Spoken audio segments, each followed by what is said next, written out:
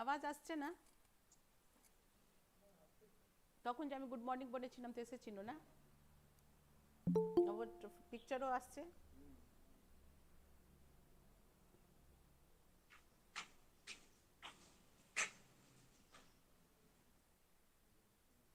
আমি তো ইয়েটা করতে পারিনি তো, বন্ধ করতে পারিনি তো, ইয়ের যেটা রেজিস্ট্রেশনের ইয়ে। তো ভাবছিলাম থাক কালকে আমার তো ল্যাপটপ থাক থাক, কত করেছিল কালকে তো সব। না হাজারে চলতে চলতে পাঠানো হয়ে গেছে, হ্যাঁ হ্যাঁ হ্যাঁ হ্যাঁ। কিন্তু তারপরে যাই না, তারপরে যেটা আজকে ওদেরকে লিঙ্কগুলো পাঠানো হয়নি।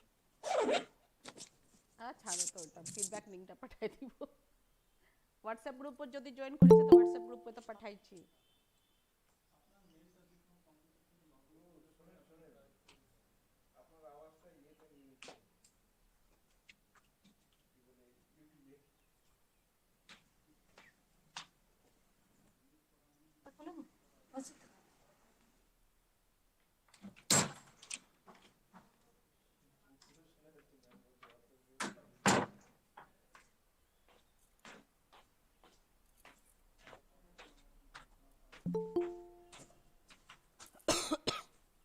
এখানে সাউন্ড অফ আছে তাও নিয়ে নিচ্ছে।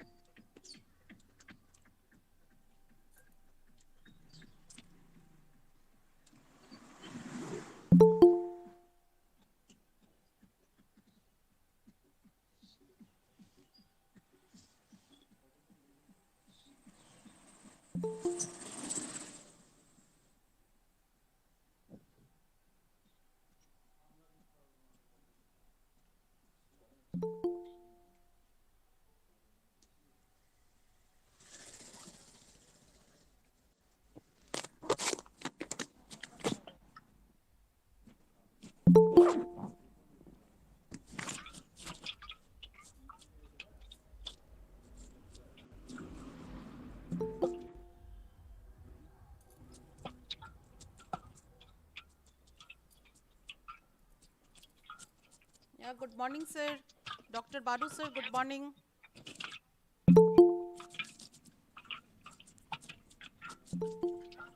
Yeah, good morning. Good morning sir. Nice to meet you. Good morning Good sir, morning. নমস্কার।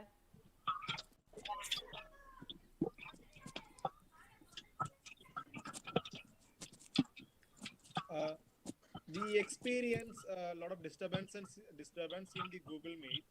Yeah. So still there is some noise also. So inform all the participants to always be muted. Yeah. Kindly take care Yeah. of this. Otherwise, people always Yeah. Dear participants, please that unmute mute them. your video. Mute your audio and Audio. video. Archana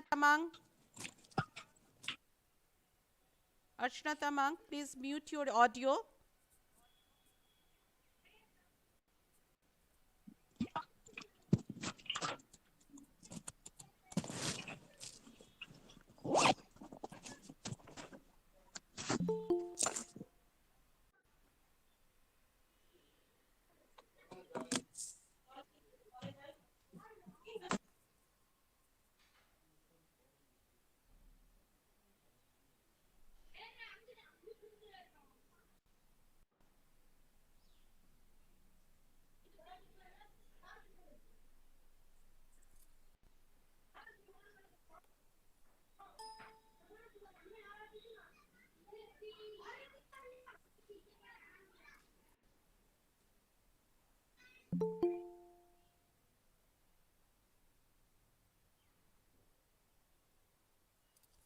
Yes, Pooja, did you join? Pooja,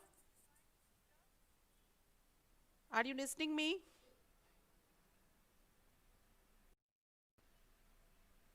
Yes, Pooja.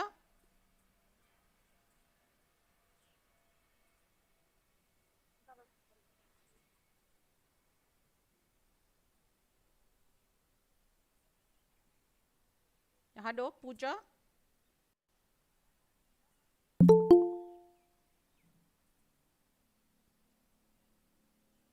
पूजा क्या तुम सुन रही हो मुझे?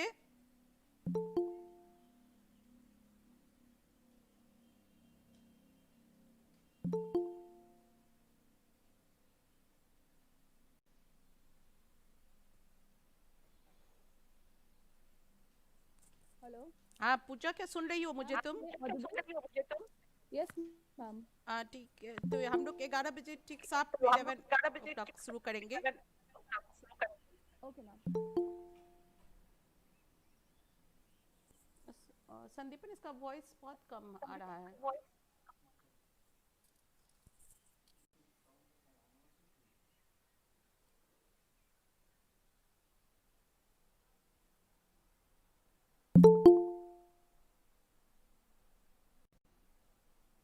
অনেক কম আছে সাউন্ডটা।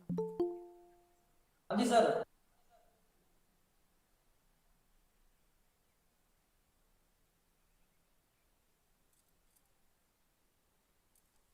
Yes, Pooja, please start. Yes ma'am. Okay ma'am. Hello everyone, very good morning. Yes, sir. I Pooja Singh will immense pleasure. Okay, okay, Hello? sir. Okay, Ma'am, am I okay, sir. audible? Okay. Just you tell me, then we will start, sir. Okay, Yes ma'am. Okay. okay, So okay. I Pooja Singh will take this immense pleasure Pooja, just a minute. to welcome all Pooja, with just this wait. beautiful moment. Uh, Hello? just Pooja, just wait for few minutes. Yes. We are waiting for few more guests. Okay. Okay ma'am. Okay, okay. Okay. So, Yes, sir.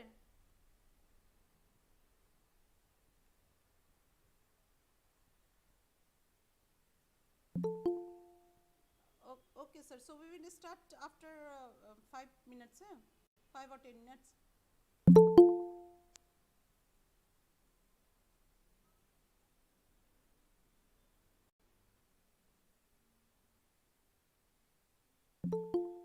Yeah, yeah, yeah, yeah. Yes, sir. Yes, sir. Yes.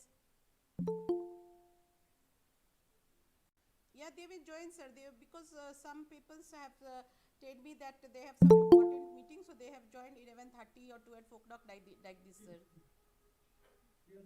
Yeah, yeah, yeah. So they are joining, sir. They are joining slowly. They are joining, sir. Yeah, yeah, yeah, yeah, yeah. Yeah, yes, sir. Yes, sir. Okay, sir. Okay, sir. Okay, sir. So you just to tell me, sir, when to start, sir. Okay, okay, sir. Okay, sir. Okay, sir. Okay, sir. No problem, sir. Okay, sir. Okay, sir.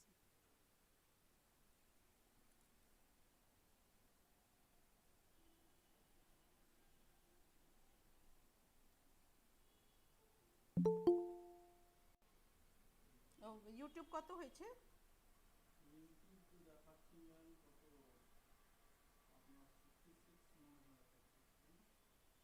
YouTube 66। Photo photo নিবা পার্টিসিপেন্টকে বেশি ওটা সব ওটা document দিতে হবে তো।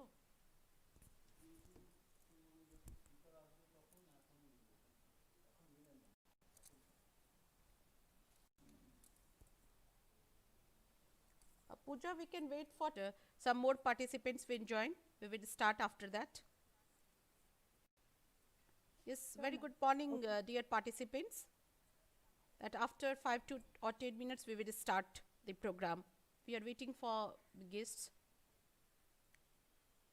So please be with us.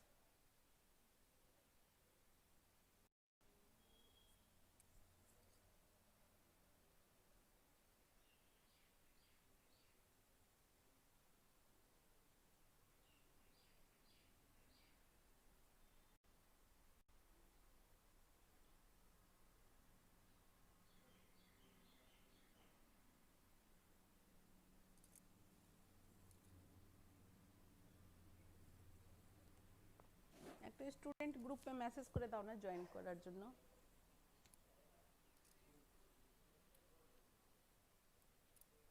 Staff group और student group में एक बार मैसेज कर दो ना।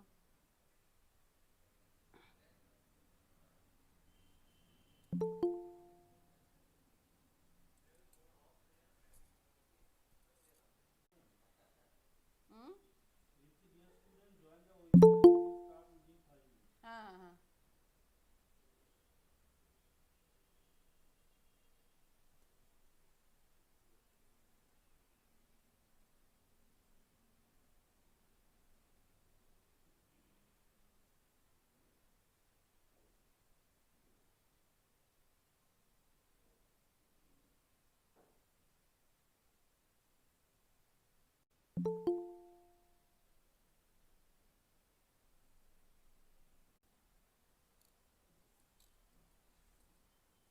ও এখন জিজ্ঞাসা করছে। হ্যাঁ তো ইনসিনসিয়ার আছে না এসব, আগে থেকে রেডি কর।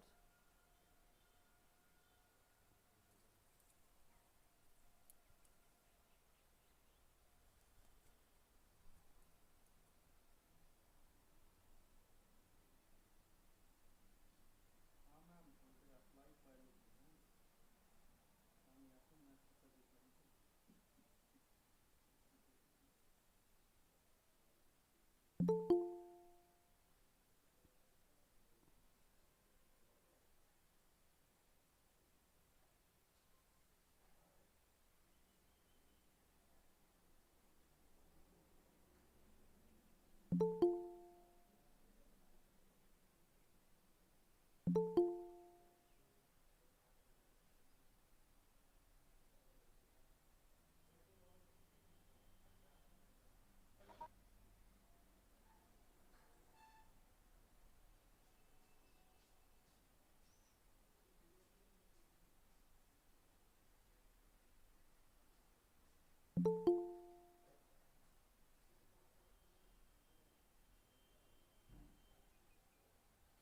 দিন করবে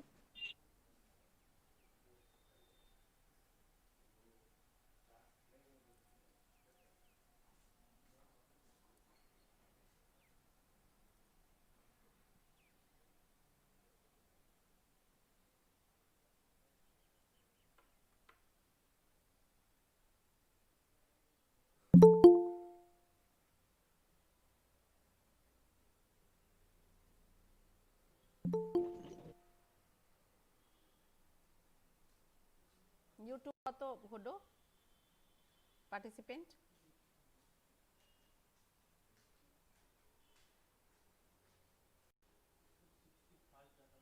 65।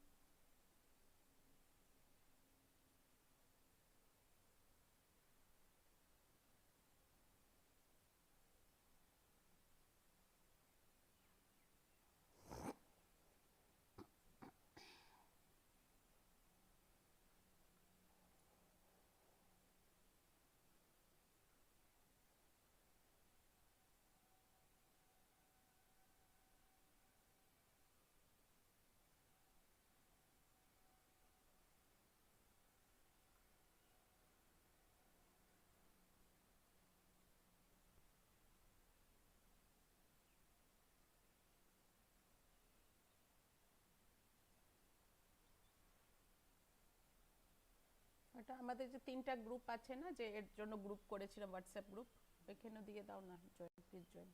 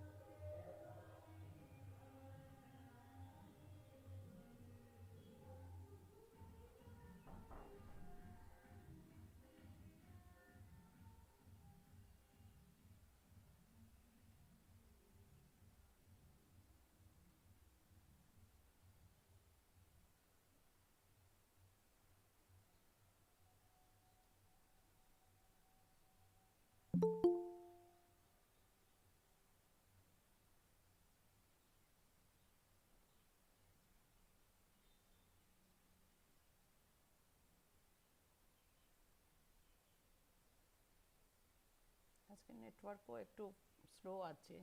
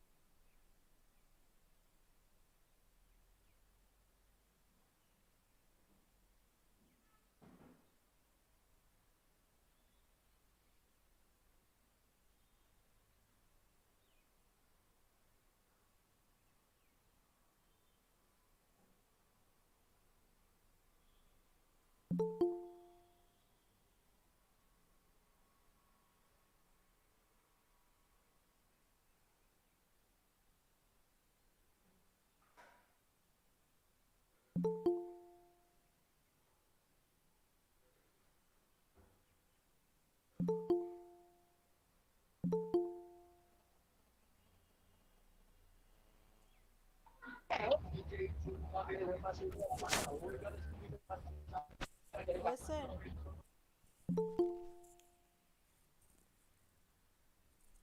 Just a minute, sir. Yes, sir. Yes, sir.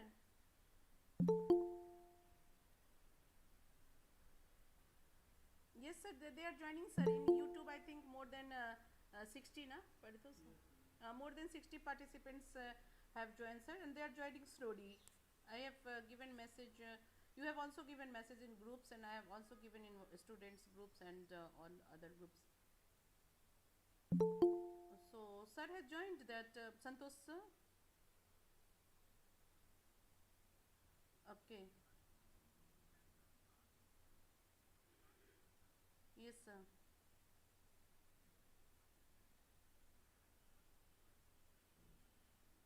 So they after Vencom address, she will call because Santosh sir is one of the speaker. Na? Okay, inaugural. Okay, okay. Then after that, and that sir, Major General sir, Manoj sir. Okay, okay, okay, sir. Okay, sir. Okay, sir.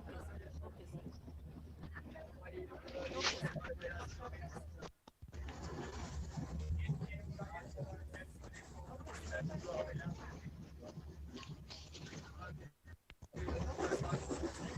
সাউন্ডটা আসছে না দাদা?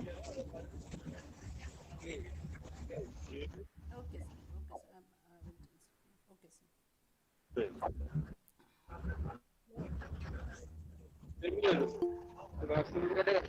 আরে কেটে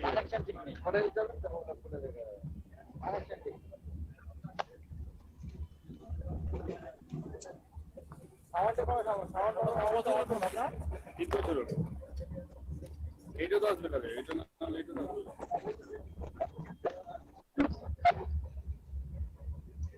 ওরা তো খুলে-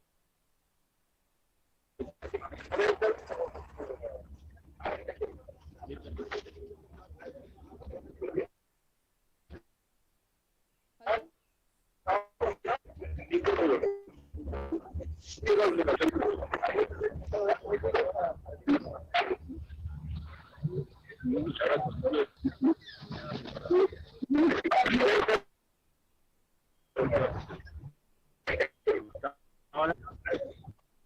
Very good morning to all of you. I request all of you kindly mute yourself.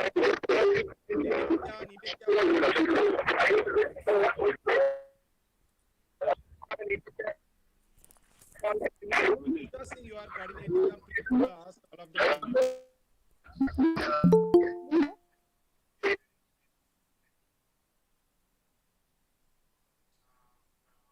Hello? Sir, you said something. Yes, good morning, everyone. I welcome you all today on this online training program. Pooja, you can start now. Sure, ma'am. Okay. Hello, And everyone. I request, Pooja, just a minute. I request you all, please mute your audio. Nev Nevdia Pan, please mute your audio for better listening. You all are requested to Good morning, please ma'am. that mute your audio. Yes, Pooja, you can start now. Okay, ma'am. Before that, ma'am, I request you to kindly take care. Already 97 participants joined in the platform. Yeah, yeah. So in case Professor Santosh join, he should not face any problem. Okay, let us start the program, please. Okay, sir. Okay, sir. Thank you, sir. Yes, Pooja, you can start now. Okay, ma'am. So, hello, everyone. A very good morning to one and all. I, Pooja Singh, will take this immense pleasure to welcome all with the beautiful morning with new challenges and new opportunities on behalf of Vidyasagar College of Education. I am highly obliged to welcome today's resource person, our beloved principal ma'am, all head of the department, staff, and my dear friends. Coming together is blessing and keeping together is progress, but working together is success. चलो आ रहे हैं चलो With all your permission, I would like to call Mrs. Jayashree Paul, ma'am. जैसे device search करते हैं ना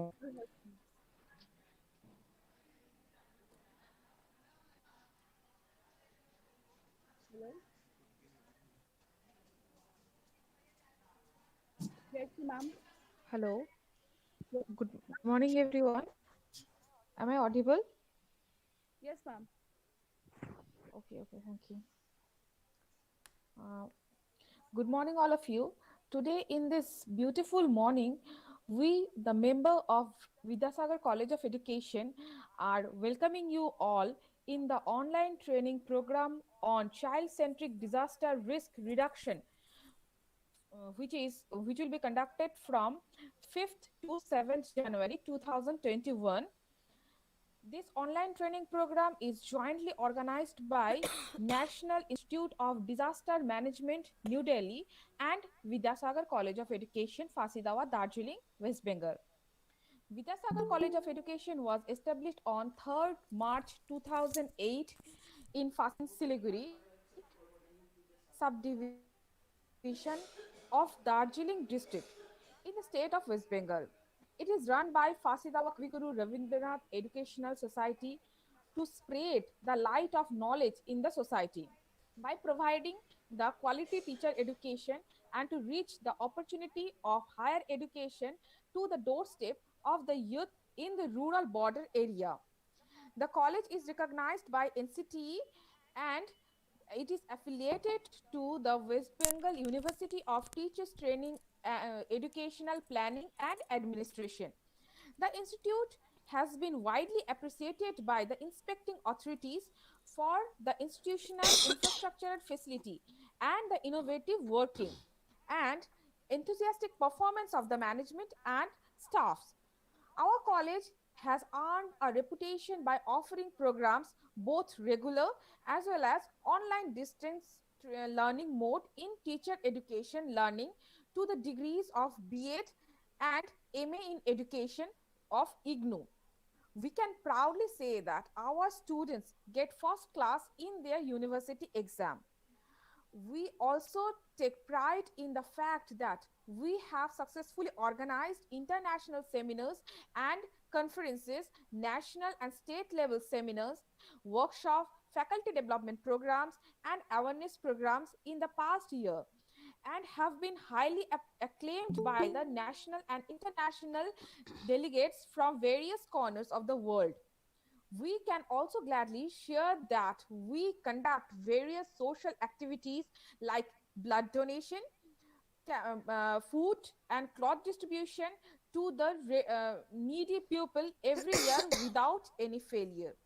We have supportive management, highly qualified principal madam, and teaching faculties who always come forth with their innovative ideas and are ready to embrace themselves with the modern educational trends. It is because of all of the teamwork we have been successfully organized. We have national webinars in this lockdown period. We are very much fortunate that in this online training program, we all are having Major General Manoj Kumar Bindal as our Honorable Executive Director, NIDM, Mrs. Bijaya Bose, our Honorable Secretary of Vidyasagar College of Education, Dr. Savita Misra, Honorable Principal of Vidyasagar College of Education, as a patron of the program. For guidance, we are having Professor Santosh Kumar. He is professor and head of Child Centric Disaster Risk Reduction of NIDM as the guidance as the guide partner of guidance. And then we are having Dr. Kumar Raka. He is glorifying the seat of program convener. He is a social scientist and a reputed disaster management professional. He has earned master's, MPhil, and PhD in sociology from Jawaharlal Nehru University, New Delhi. Has also earned a master degree in disaster and emergency management from Tel Aviv University, Israel. He has more than 12 years of professional experience in disaster management. While National Disaster Management Authority, he was managing activities of NDRF. Needless to mention, with solid foundation in early years of inception, the force today has achieved a niche for its professionalism not only within the country but also in abroad.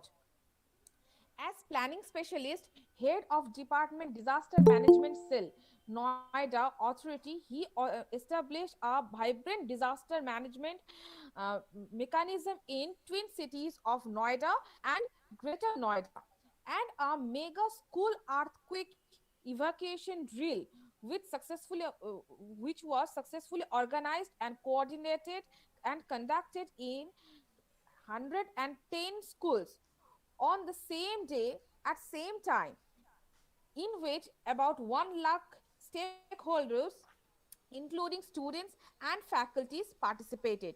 This was the first of this kind of mega drill to be conducted by the local authority in the country and earned a place in Limca Book of World Records in 2018 edition. Apart from his professional brilliance, Dr. Kumar has pursued his academic excellence quite rigorously by engaging himself in writing articles, books, and presenting his ideas in seminars and workshops. In lieu with these visionary initiatives of the Executive Director NITM, presently Dr. Kumar is proactively engaged in establishing Child-Centric Disaster Risk Reduction Center uh, of NIDM as a center of excellence. In this program, we are having Dr. Savita Mishra, the principal of Vidyasagar College of Education. She is also an academic scholar, and she is having her degree in two degree in MSc Geology and Environmental Science, master degree in education as well as educational planning and administration. She is having MAd, MPhil, PhD from Utkal University, then NET, SET, LEW from Cambridge. She is glorifying the seat of program patron, and she is always helping. She is as a organizing head of organizing committee and member of this training program, online training program. We are welcoming you all in this beautiful program where we can learn together a lot of things. Welcome you all. Thank you.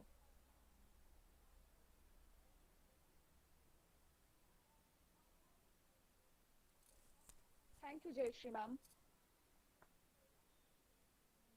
Now I would like to call our principal ma'am, please. Ma'am, Yes, thank you, Pooja. And thank you, Jayashree, for a beautiful welcome address. Respected Major General Manoj Kumar Bindan, sir, Executive Director NITM, Professor Santosh Kumar, sir, Professor and Head CCD RR NIDM, Dr. Kumar Raka, sir, Program Officer CCD RR NIDM, Dr. Badu, sir, CCD RR NIDM, Resource Persons, Mr. Ranjan Kumar, sir, and Ms. Namrata, ma'am, YWCA, Madam Secretary, Vidyasagar College of Education, Mrs. Vijaya Bose, faculty, dear students, and my dear participants. A very good morning to you all, and welcome you all on this online training program on child-centric disaster risk reduction, jointly organized by CCDRR, National Institute of Disaster Management, Ministry of Home Affairs, Government of India, and Vidyasagar College of Education, Fasideva, Darjeeling, West Bengal. It's my pleasure to address this inaugural session of online training program on child-centric disaster risk reduction today. As you all know, the world is passing through unprecedented climate change. Nature behavior has changed. Floods, earthquakes, cyclone, etc. have become common. In the last 2 decades, we have faced devastating disasters in our country, such as Odisha super cyclone in 1999, earthquake in Latur in 1993, and Bhuj 2001, Uttarakhand floods in 2013, cyclone Fani in 2013, Chennai flood 2015, cyclone Fani 2019, and very recently cyclone Amphan 2020 in West Bengal and Odisha. These disasters are bad and difficult for everyone. It is more so for children. They are the most vulnerable. They suffer malnutrition, become victim of violence and trafficking. They also suffer from disease after the disasters. The children in some cases are separated from their parents. They become victim of poverty as the single breadwinner in some cases lose their life. Their studies are disrupted. So the growth and development of children are hindered due to disaster. In the wake of frequent disasters and the vulnerability of children to disasters, this training program assumes lot of importance.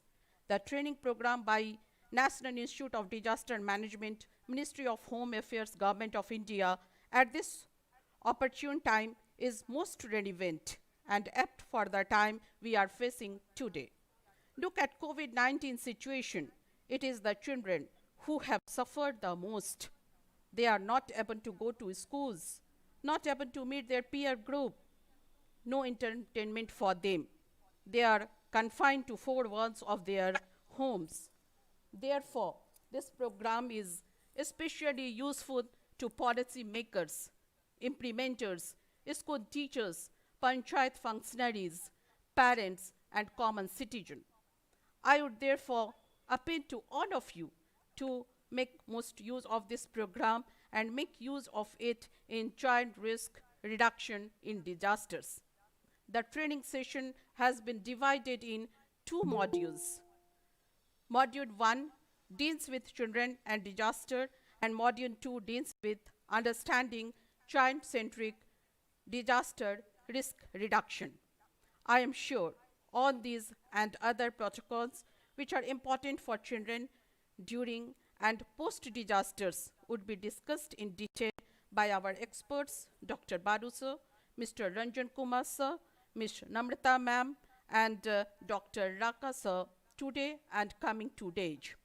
I request all the participants to hear them patiently and disseminate the knowledge of appropriate behavior to be practiced by all, including children, to maximum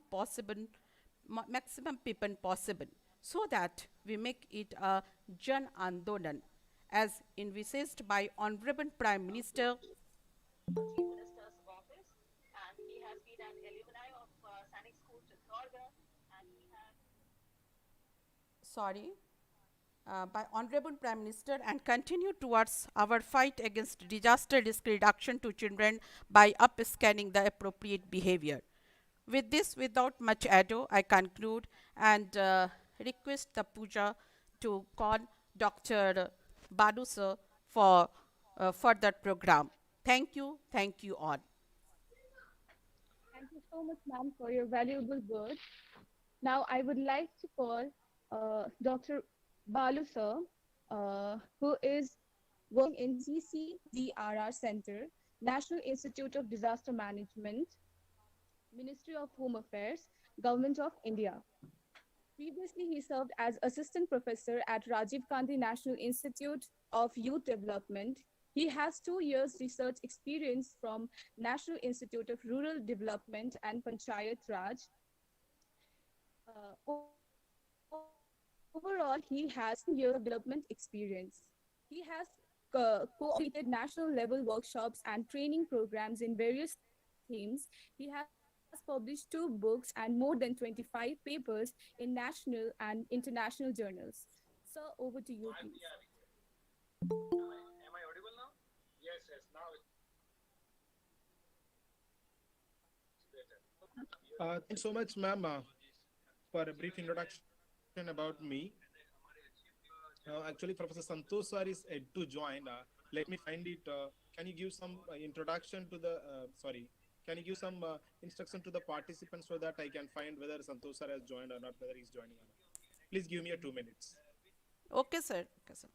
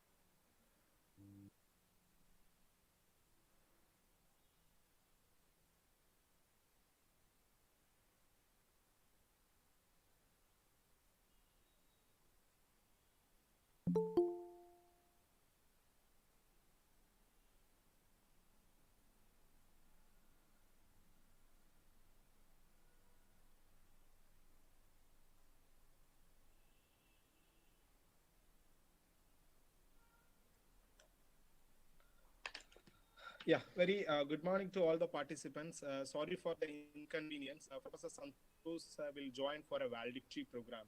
First of all, I would like to appreciate Professor Savita Mishra, Principal Vidyasagar College of Education, for organizing such a wonderful 3 days online training program and making all the arrangements very effectively.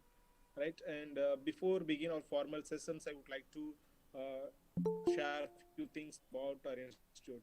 So, as you all aware that National Institute of Disaster Management is a apex body and national level conducting various training programs, faculty development programs, and webinars. And we also do certain policy webinars also. And this child-centric disaster risk reduction center is a part of NIDM, and we are focusing on child-related issues. Okay, and Professor Savita Misra has shared the objectives and this 3 days program schedule. Now, formally, we will start our today's session with the permission of Savita Misra, ma'am. Ma'am, should we begin it? Yes, sir. Yes, sir. Yeah. Yes, sir. Thank you, ma'am. Yeah. Let me share my PPT. Just a minute.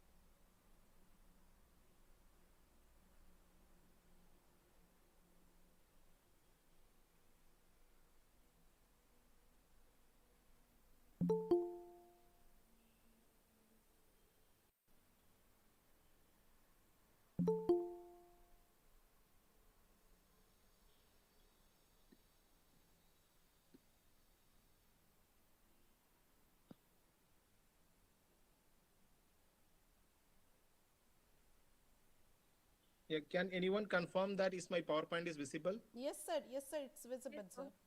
Yeah, thank you so much. So since the training program is focusing on child-centric disaster risk reduction, but it is also very essential to talk about this COVID-19 do's and don'ts. As per the guidelines of Ministry of Home Affairs, Government of India, we need to discuss COVID-19 do's and don'ts in all the training programs. And it is also very much relevant to all of us. Honorable Prime Minister Narendra Modi ji has started a campaign on Jan Andolan. So here the you all about know about the basics and the background of this COVID-19, right? In the 1st December 2019 in Wuhan, China, this COVID-19 started spreading, and the first man, a 55 years old, has infected. And in India, it was reported on 30th January, and now we are going to have almost 1 years of experience living with COVID-19, and all the children, irrespective of ages, in all the countries were also being affected, right? And now we have YouTube across पे कितना almost है? more than 1 crore people have been YouTube पे infected, कितना है? and more than 95 lakh people were also relieved Hmm? from this COVID-19. अच्छा. Okay, and you all aware YouTube of का भी this photo लेना, screenshot. symptoms, right?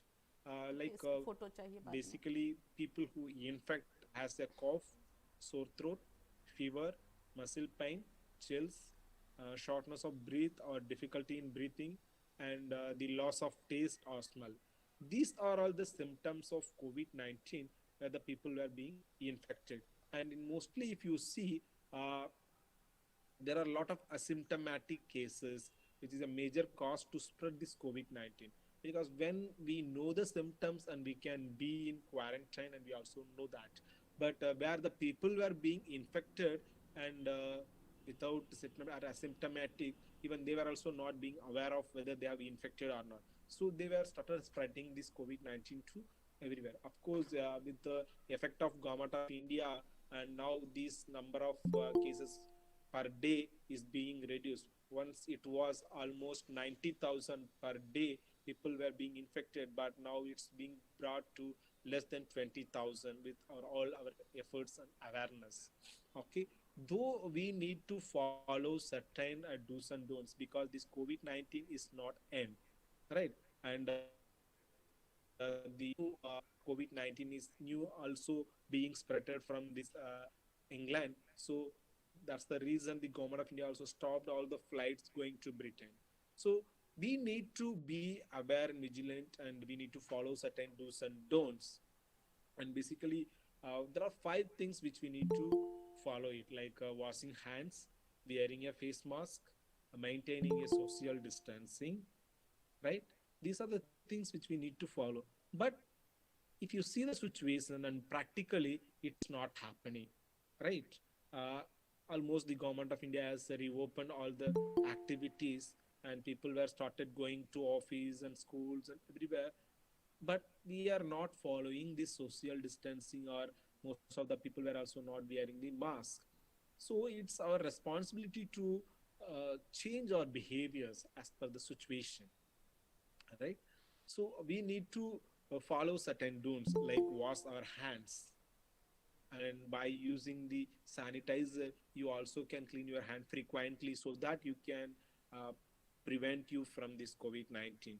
And you also need to cover your nose and mouth while sneezing and coughing, right? So how you can cover? Most of the time when we are sneezing, we were not able to cover. So what you can do is you can use your elbow to cover yourself, right?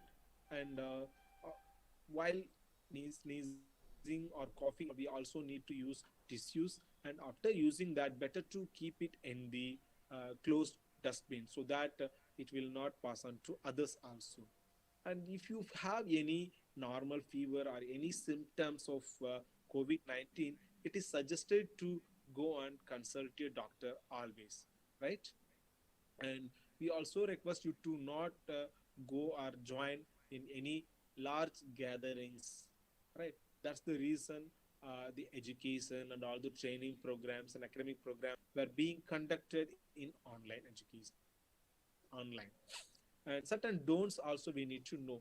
Always have a close contact with any fever, so don't have any close contact.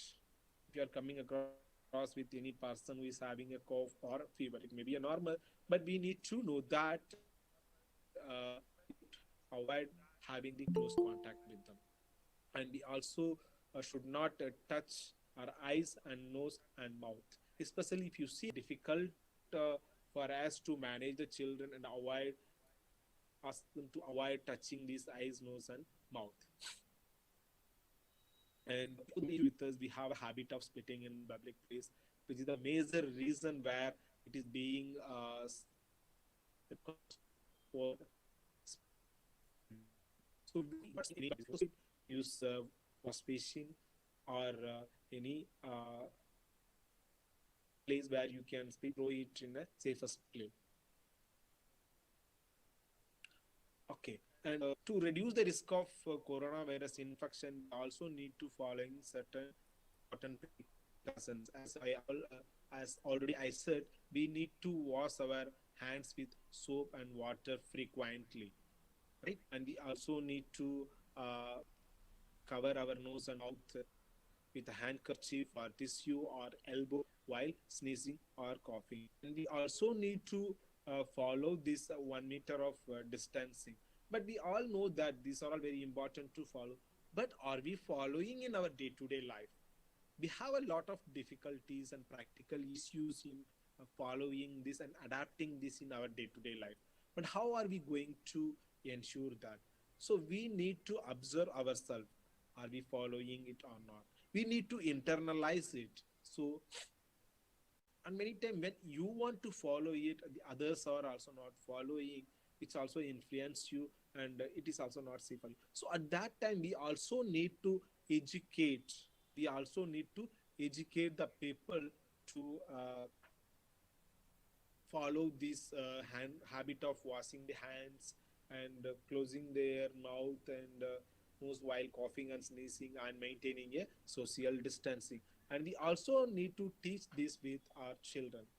And while wearing a face mask, there is a lot of problems, or the people are not aware what the proper way of wearing the face mask.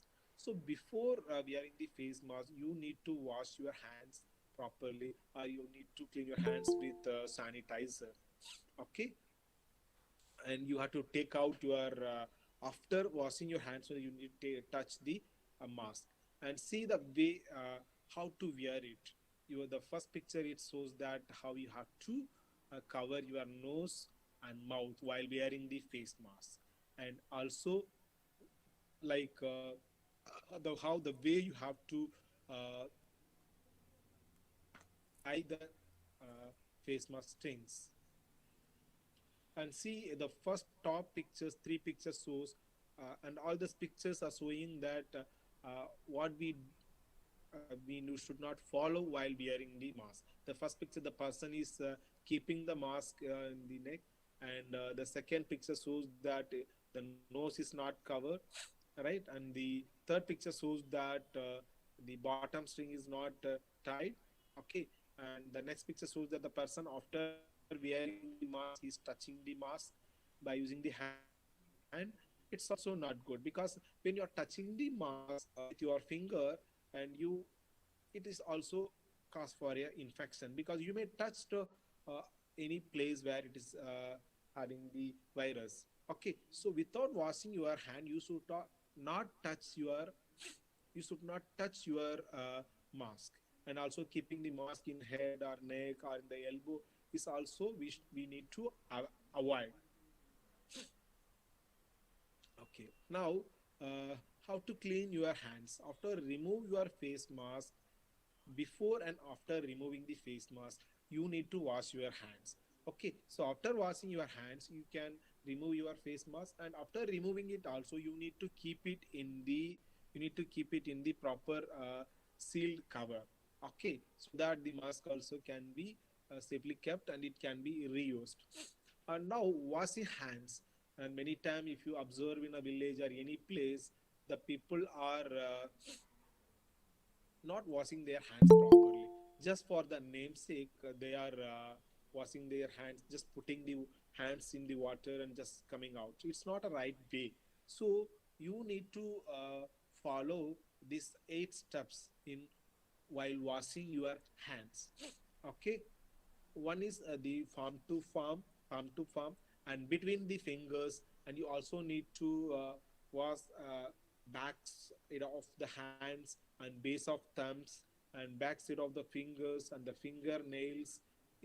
The fingernails always carry the virus, so it's our very we need to we focus on while washing our hands, we need to focus on the area of fingernails, right, and the wrist, and after that wrist and wipe dry. Okay, these are the 8 steps which we need to follow while washing our hands. And while practicing social distancing, we always need to maintain at least 1 meter of social distance in all the public places, like hospitals, malls, markets, and other restaurants and public transport also. And it is always better to start work from home and avoid meeting classes and tutorials and workshops, etc., as far as possible. And if you want to organize any social events also, better to keep minimum number of guests, or as per the size of the hall or place, you can decide the number of participants to ensure the social distancing, okay. And we also need to avoid visiting a crowded place and public places, like going to the market or mall. So if you feel that it's a crowded place and if it is not safe for you, don't visit there, okay. And in case if you find that it's very important to visit, then always uh, wear a mask and ensure you are having the sanitizer with you to clean your hands by using the sanitizer. Okay, we also need to avoid shaking hands and hugging as a matter of greeting. And we all have a practice of, we have to follow the practice of using both the palm, keeping together, and to greet others. We also need to avoid non-essential travel, like going to the unnecessary places. Okay, and there are certain guidelines which you need to follow by the people who are in the home quarantine. If you have traveled from abroad, or if you are infected and you are asked to be in the home quarantine, the person should stay in a well ventilated single room with a toilet facility. Okay, that should be a separate toilet facility for a person who is in the home quarantine. And these relatives also should maintain the distance of at least 1 meter between other the person who is infected. Okay, and the person who is infected, he also need to be stay away from elderly people, pregnant women, and children. And the person who is infected or in home quarantine should restrict his or her movement within the house itself or within that particular room itself. Okay, and the frequent hand washing, avoid sharing the household items, and wearing surgical mask is also important for the person who is in the home quarantine. Okay, and apart from that, the family members need to disinfect the frequently touched surfaces. Okay, so with this basic information, let me uh, let me finish this first session, and we can move on to the next session.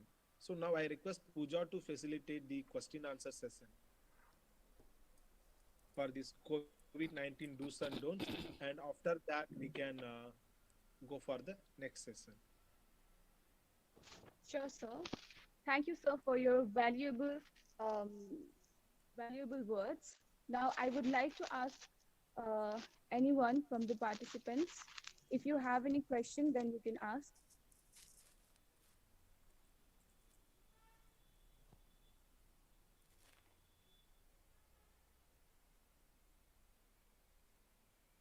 Hello? Any questions from the participant side you can ask related to COVID-19.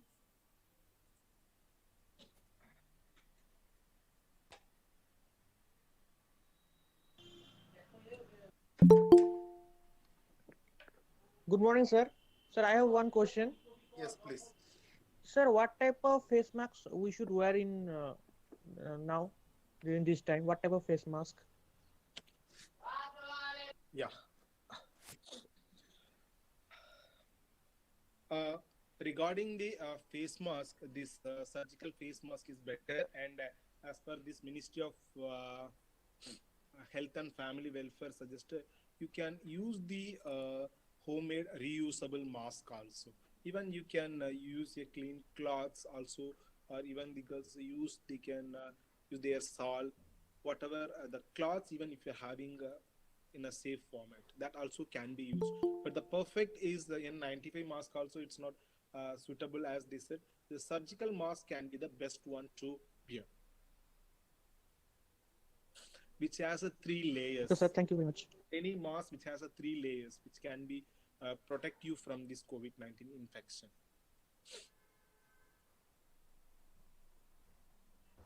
Yeah. Hello, sir. Good morning. Yes.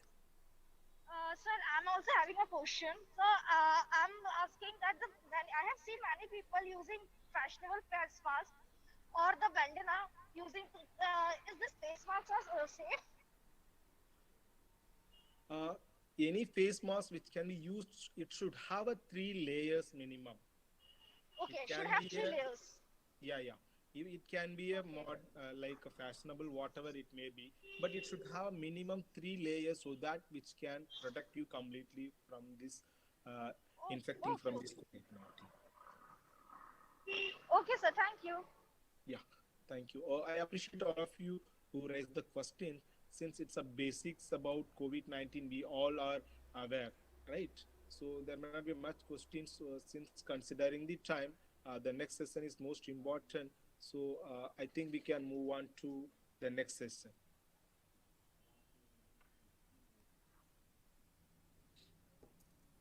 Thank you, sir.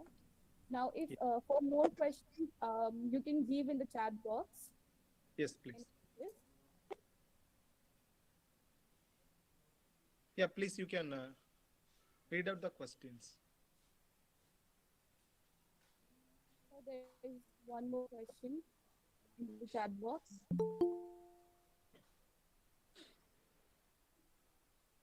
Please.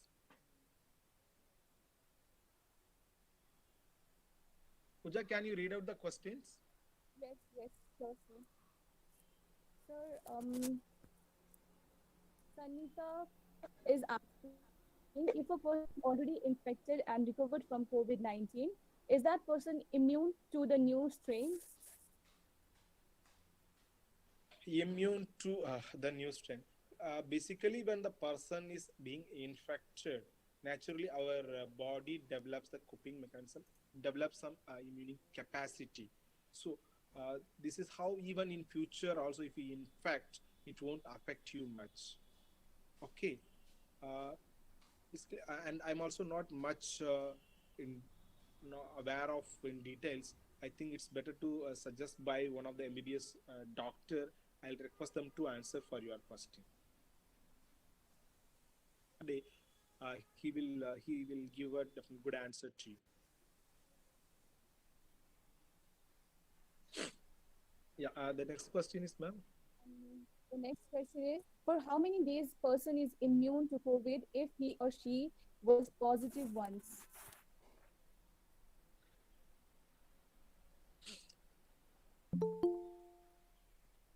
Immune.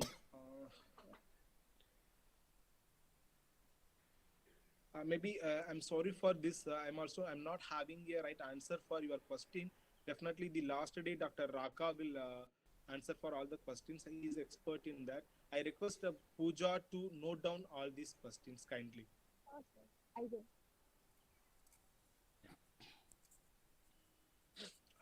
Yes, sir. Dr. Badu, sir. Yes, I think Santosh sir has joined. Yes. So, Pooja, can you request Dr. Sir Santosh told sir? that Santosh sir, Santosh sir, but he told that he will join on last day. Oh, okay, sir. No problem, sir. I'll So, check if he joins. He can speak. okay, Are you okay, sir. sure? Are you sure, Yeah, Santosh sir, are you here?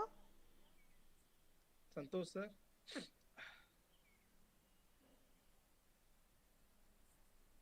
Maybe he is left now. He has joined that few minutes earlier. Okay, Pooja, continue for the You next can session. you can check it. You can check it because if he joins, we have to invite him. I request you to kindly check if whether Sar has joined. is there because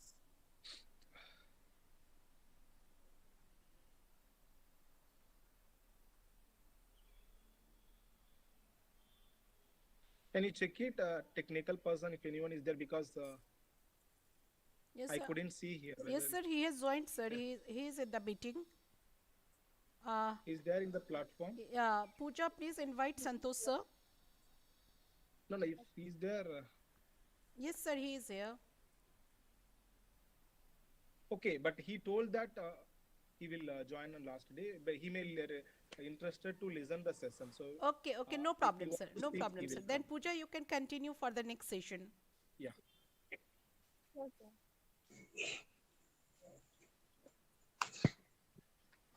Good morning.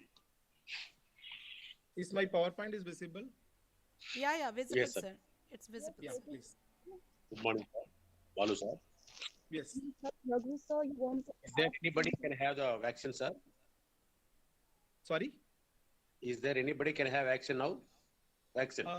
Yeah, as of now, two vaccines were being approved by Government of India.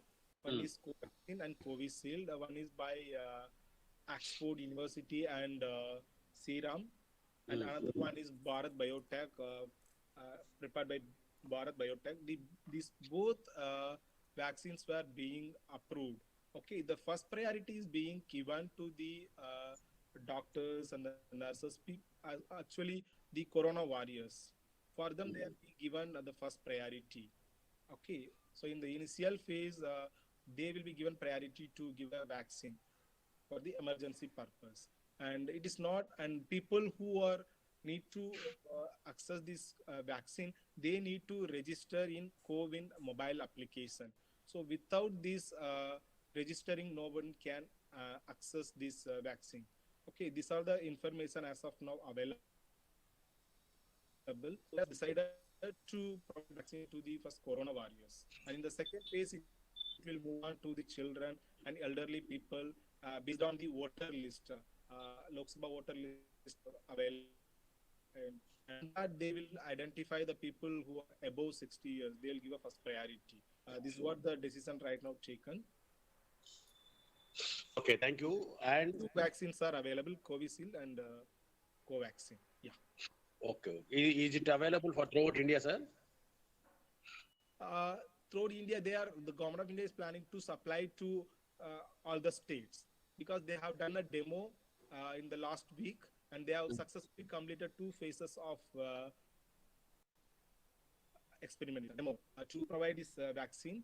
And in each place, 5 members team will be there to provide this vaccination. So once the person is entered into that particular hall, and he will be verifying, the person will verify his registration and identity. After that, he will enter into the vaccination place. After vaccination, the person will go to the observation for a few minutes. If there is no any immediate side effect, then he will be allowed to move outside. So the vaccine will be available for all the states. Okay, sir. All the Is there, sir, is there any side effect means how it is going to be recognized? As of now, there is no much any immediate side effects. But of course, there will be a few side effects which was informed by the people who have found this vaccination. But the side effects, of course, naturally, whatever the vaccination which you are using, you will, in most of the cases, you are having some sort of fevers or something for 1 or 2 days, and naturally it will go away within 1 or 2 days. Okay, thank you for your valuable suggestion and valuable information about the vaccine. Thank you very much, Balu, sir. Yeah. Yes. Pooja, shall we move to the next session? Or is there any other questions? I don't think so there are more questions. So we come to an end to this.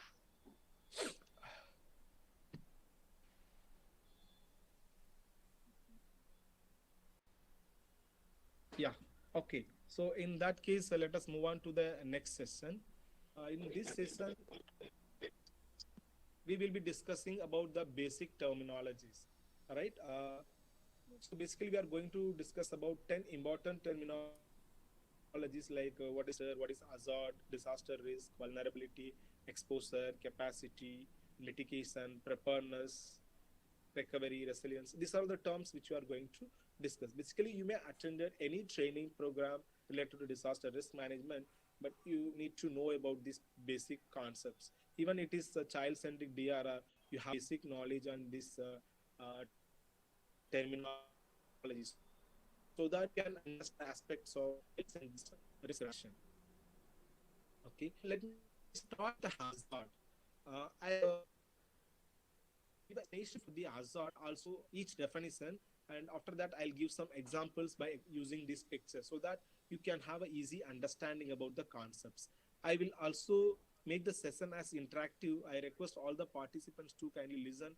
Whenever I'm asking a question, you can answer to me. And if you are not having clarity on that, you also can ask a question to me. So let us take a hazard. The hazard is like a process or phenomena or any activity that may cause for a loss of life, injury, or other health impacts, which also damages the property like Anganwadi centers, schools, or roads, houses, right? Which also has some environmental degradation, and the hazards also may be a natural or anthropogenic or socio-natural in origin. So here, this is the definition which is given for the hazard. So first thing which we need to understand here, it is a process or phenomena or an activity that may cause for loss of life or injury, right? For example, there is a flood, okay, or there is a COVID-19 or any pandemic, or there is a earthquake. This process or this activity, because of that, where there is a loss of life or the people who have died, or if the person got injuries, there is some damages to the public properties, then it is called a disaster hazard. Okay.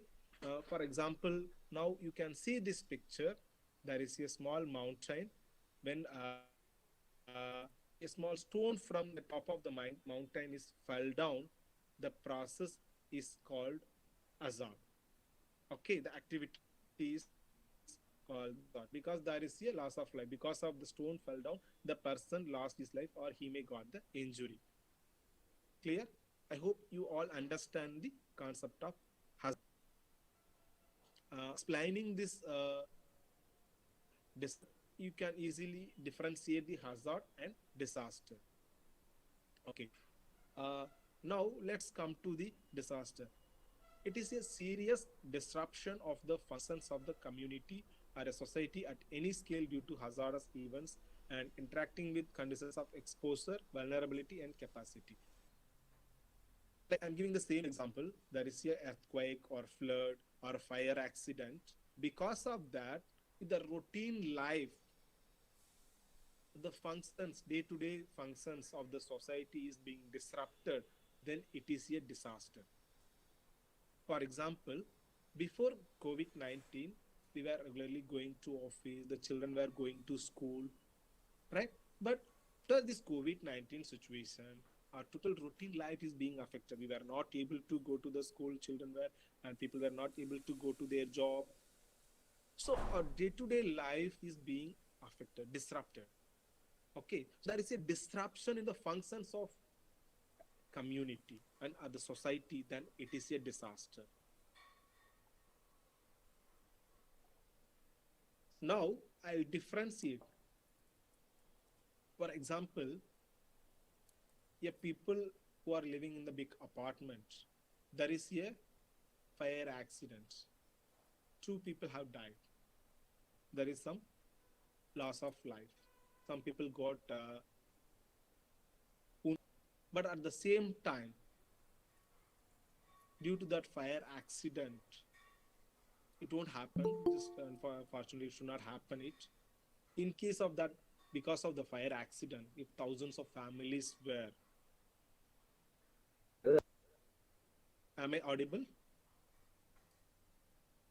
Am I audible? Yes, Yeah. yes. Yes, sir. Audible, sir.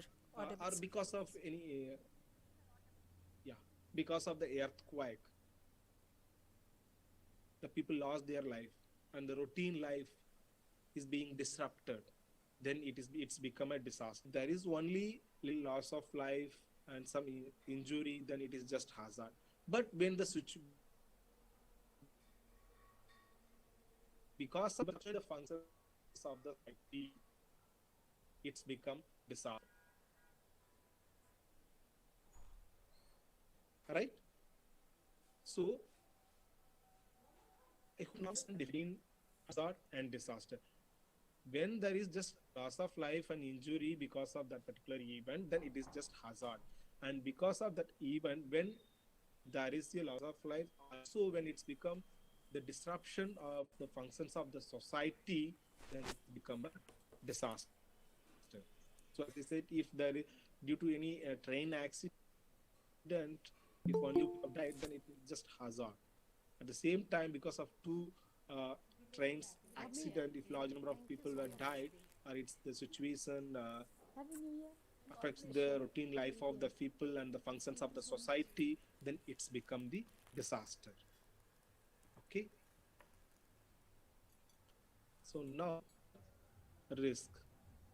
The disaster risk, the potential loss of life or injury or destroyed or damage the asset which could occur to a system, a society or community in a specific period of time. So the disaster risk is where there is a potential loss for the life or injury or destroyed or damaged assets. Now I'll give an example. People who are living in the people who are living in the COVID-19 containment zone is in the disaster risk because there is a potential for infection.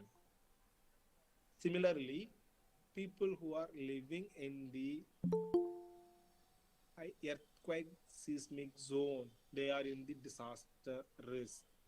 Similarly, people who are living in the seashore area, people who are living in the river branch, they all are in risk because that there is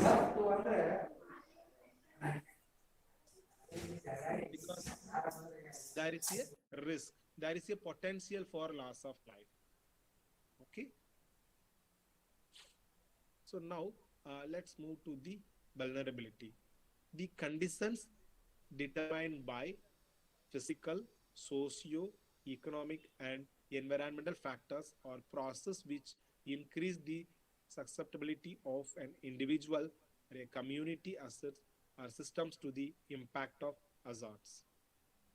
So here we need to remember two important points. The conditions determined by physical, socio-economic, and environmental factors, which increase the susceptibility of that individual or community.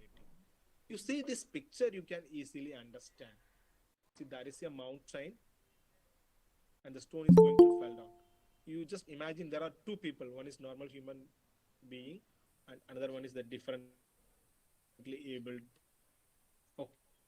When the stone fell down, the normal human being may escape from the place, evacuate himself from the place. But the person who is standing there is differently abled because of his physical condition, the impact, the susceptibility of individual is being increased. So he is vulnerable. Physically, he is vulnerable. Let me give an example for economically vulnerable. The people who are unable to or unaffordable to buy a mask or sanitizer, they all are economically vulnerable. And the people who are living in the earthquake zones and people who are living in the riverbed, they are environmentally all vulnerable. Because of these factors, physical factors, different ableness, the economic situation, or the environmental factors, which increase the susceptibility of an individual or the community to the impact of that particular hazard. Okay, so I hope now you understand what is the vulnerability.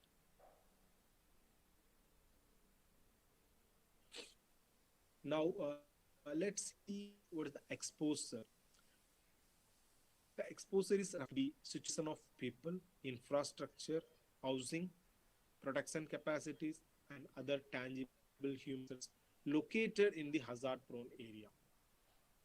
They are having the exposure. And if the hazard occurs in the area of no exposure, then there is no risk. For example, people who are living in the COVID-19 containment zone, they are having the exposure.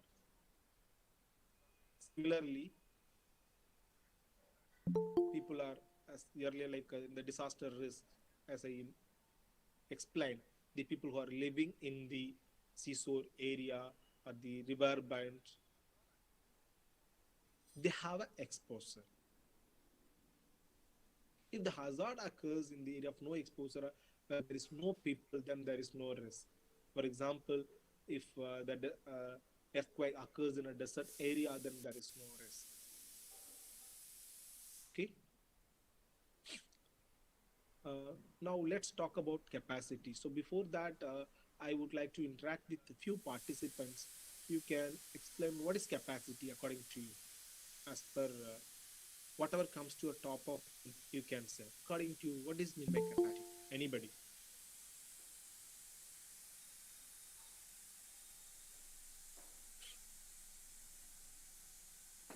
You can unmute yourself and can answer me. With related to disaster management or in general also you can tell, what do you mean by capacity? Anybody?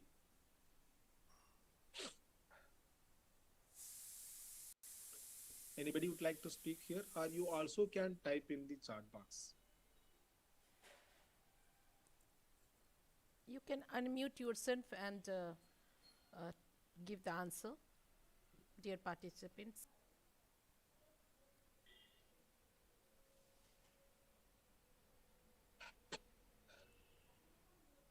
Anybody like explain it by what you also can type So, chat. Yes, please. Yes, somebody wants to speak. Yes, awareness Abhi. regarding any disaster. Okay. As regarding any disaster is capacity. Fine. Good. Anybody? Strengthening the ability of community to cope up with any disaster. Yeah, fine. Good. Before answer, you just introduce yourself.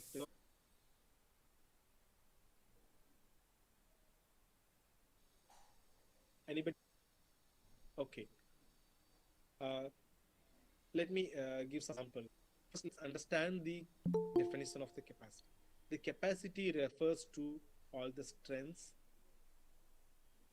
attributes, and risks available within the community, organization, society to manage and reduce the disaster risk and strengthen the resilience. Uh, Three words are being given here. One is all the strength,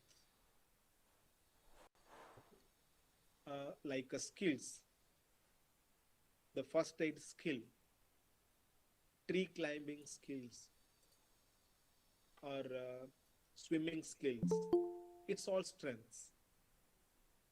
And the attributes, as the person was saying, the knowledge about the disasters, the knowledge about do's and don'ts during COVID-19, the knowledge about do's and don'ts during earthquake. It's also a capacity. And the resources,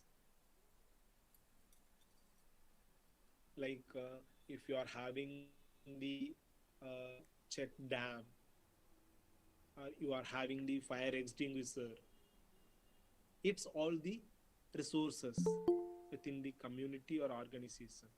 It helps you to reduce the risk and also strengthen your resilience, so that it is a capacity. See this picture, you can easily understand, and again I will also give some more example. There is a mountain. From that mountain top, the stone is being fell down. Now the person who is living below the mountain is having a small protection. You can assume that it's a concrete building. It is a capacity for that particular individual. When the stone fell down, it will protect him. It reduces the risk. Okay. And you also can now I have given strength and then attributes and resources. If you take any malls or theaters, if you visit, there is a fire extinguisher. It's a resource for that particular organization. And similarly, most of the institutions are having emergency exit or evacuation map. That is also a resource for that particular organization, right? So it's all the resources. So the capacity refers to the strength, attributes, and resources available within the individual or community or society, which helps you to manage, reduce the risk, and strengthen your resilience. Okay. Now, can anyone tell me what is the capacity which you need to, which you require to reduce your risk from COVID-19? Give me example for strength, attributes, or resources. Okay, what are the resources you should have to reduce your risk from the COVID-19? Anybody? So we should have mask sanitizer, things kind of thing. Okay, having is a mass is a resources. It's also a capacity for an individuals. Okay, perfect. Now in Stop terms, gathering in large crowds in functions or something. Gatherings should be avoided as maximum as possible. uh, it's right, but I request you to be specific. I'm asking a capacity 19 to avoid reducing the risk.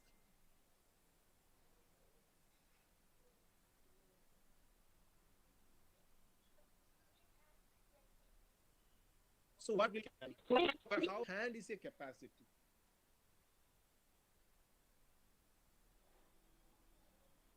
Washing hand is a practice, right?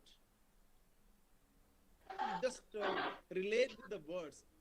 The knowledge about washing hands, the knowledge about washing hands, the knowledge about maintaining a social distancing, the knowledge about wearing masks, They knowledge are the about using sanitizer is a strength. It's a capacity.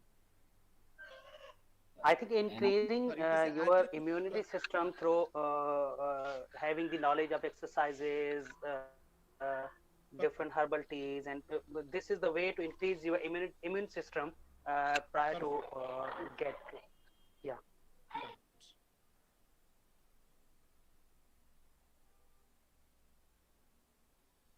Okay, come to the situation. What are the resources you should require are this to reduce the risk of flood?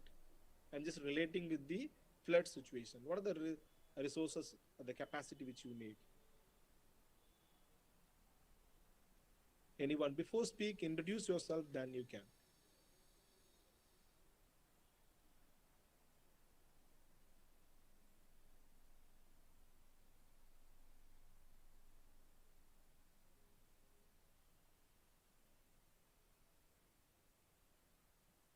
Anybody? I am Cleveland from Sri Lanka. That assessment also one of happen to reduce the flood. Sir, can you repeat? Introduce yourself. Yeah, I am Cleveland from Sri Lanka. Oh, okay. The flood assessment also one of the capacity to reduce the flood, and we can give the awareness or early warning message to the vulnerable people that which level of the flood is coming or we expect, so we can those who are evacuate from the vulnerable place to safety center. This is also one of the capacity. Okay, fine, fine. See, with reference to the flood situation, if you have a knowledge of this assessment of flood situation, and if you have a boat or life jacket, it's all resources, right? It's all capacity for you. And also, like strength, if you're having the skill of COVID-19, sorry, if you have a skill of swimming, if you have a skill of tree climbing, it's all your strength. It's also a capacity which will help you to reduce the disaster risk and strengthen the resilience. Okay, so now I think I hope you got a better understanding about the capacity. Okay. Now let's move to disaster damage. The disaster damage basically occurs during and immediately after the disaster. So after, how many people have died, how much damages. So basically here this to assess the disaster damage, we are measuring in terms of physical units. The COVID-19, every people come up with every day the people come up with people being infected, number of people being recovered, number of deaths. So this is why we are dealing in terms of numbers. And similarly, if there is a image of house, we also used to measure like number of houses being partially damaged or number of houses being fully damaged, number of square meters of walls were being damaged.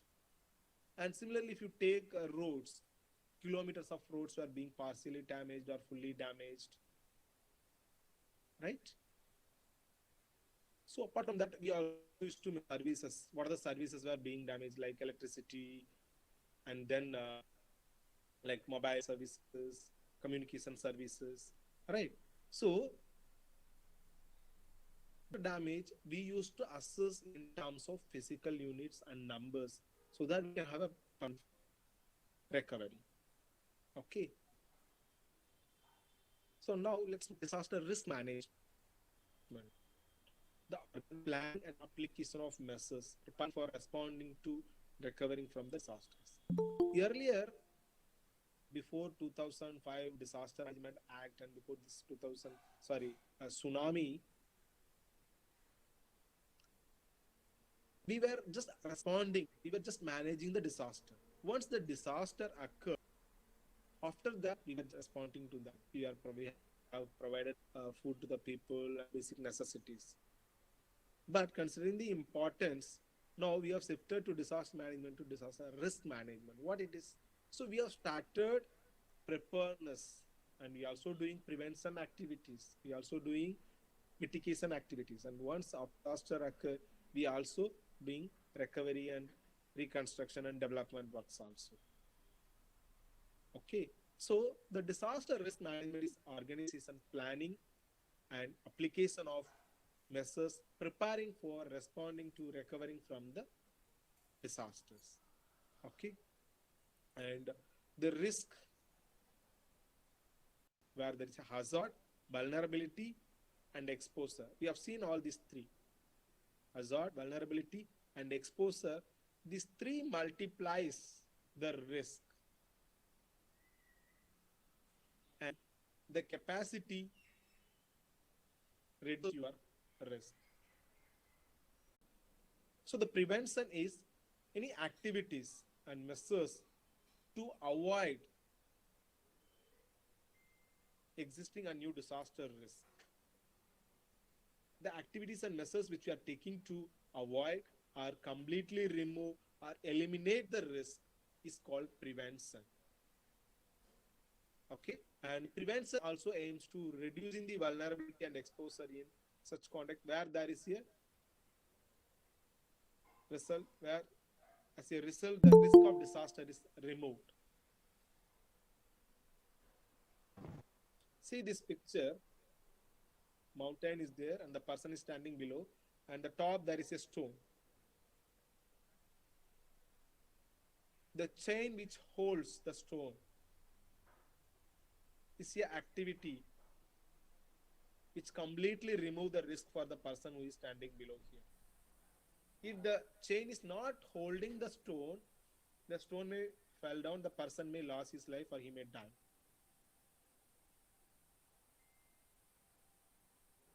Okay, but the chain which holds, which completely removes the risk, now the stone will not fall down. So this activity is completely remove the risk, existing risk. So it's a prevention activity. And I can say that this chain is also a resource. It's also a capacity for your understanding. So we need to understand when any activity or remember the word, if the activity which you are doing is completely, if it is removing the disaster risk or if it is eliminate the disaster risk, then it is prevention. Okay. Let us move to the next. Now, mitigation. Any activity which lessening, minimizing, or reducing the adverse impact of the hazardous event. Yeah, mitigation. Okay. So the mitigation measures also includes engineering techniques and hazard resistant construction. Now you see this picture. Mountain is there, on the top there is a stone. Here the person who is living below is having here, imagine that it's a concrete building. Protection. Now the risk is reduced, minimized, or lessened. When the stone fell down, the person's life may saved and he may get little injury or he may completely protected also. So the risk is reduced here because of this protection. So it is a mitigation. Clear? Similarly, when you are driving a bike, you are wearing a helmet. It's also an example for mitigation measures. We cannot say 100% you will not get an accident, but if you get an accident, the life may be saved. Okay, you may get only little injury, your life will be saved. And similarly, wearing a seat belt is also a mitigation measures. And also, like mitigation includes engineering techniques and hazard resistant constructions and environmental and social policies. Now we have a policy of COVID-19 containment zones. That is policy. This area is being declared as a COVID-19 containment zone. That policy is also a mitigation measures. And similarly, in the earthquake zone, we are constructing a earthquake resistant houses. The engineering techniques mute করে দিয়েছো is also a mitigation measures. Volume কেন mute করে দিয়েছো And similarly,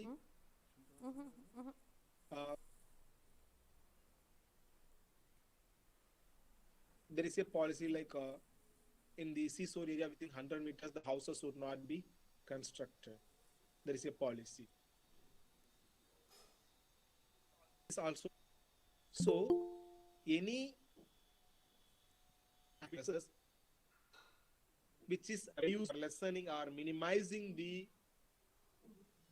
impact of this disaster is a mitigation. By seeing this picture itself, you can simply understand. Now, let's move to the third term. Preparedness. Knowledge and the capacities developed by governments, response and recovery organizations, communities, and individuals to effectively anticipate, respond to, and recover from the impact of likely and imminent or current disasters. So here the knowledge and capacities developed by government and response and recovery organizations. Like NIDM is conducting this training program. It's a preparedness, right? And similarly, there is a NDRF, NDMA, SDMA, and various organizations. Also, such training programs and awareness sessions. It's all part of preparedness. Why it is being conducted? Response and recovery and organizations to effectively anticipate when you are facing such disaster, how you have to act. It's a part of preparedness. Okay. So the knowledge and capacities were being developed by such institutions or preparedness. Okay. Now, I'll just repeat these three. The prevention is any activities and measures to avoid existing and new disaster risk. Okay. So when the chain is holding that stone, the stone is completely holded by the chain.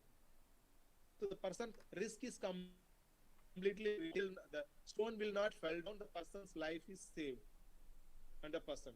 So it is a prevention. So the activity which is completely removing a risk is called prevention. Now the mitigation is the activities or measures which is lessening or minimizing or reducing the impact of hazardous event is a mitigation. Okay, I've given the example how the stones, and also like wearing helmet and seat belts, and also COVID-19 containment zone policies and earthquake resistant houses. It's all mitigation measures. And preparedness is the knowledge and capacities developed by the government and response and recovery organizations to the individuals to effectively anticipate. Okay, I've given an example of this training program. It's being organized by NIDM. Okay, now a question to all the participants. If you understand all these three concepts, you can explain it. You can answer to my question. Listen carefully. You are living in a COVID-19 containment zone. Okay. you are supposed to go outside for some important work. You are supposed to go outside for some important work. In that situation, as a part of mitigation measures, what you will do? Be specific with your answer, because I'm going to ask what you will do for the preparedness and what you will do for the prevention also. So now I'm asking, in this situation, as a part of mitigation, what you will do? So before answer, you can introduce and you can tell. Hope all of you got my question.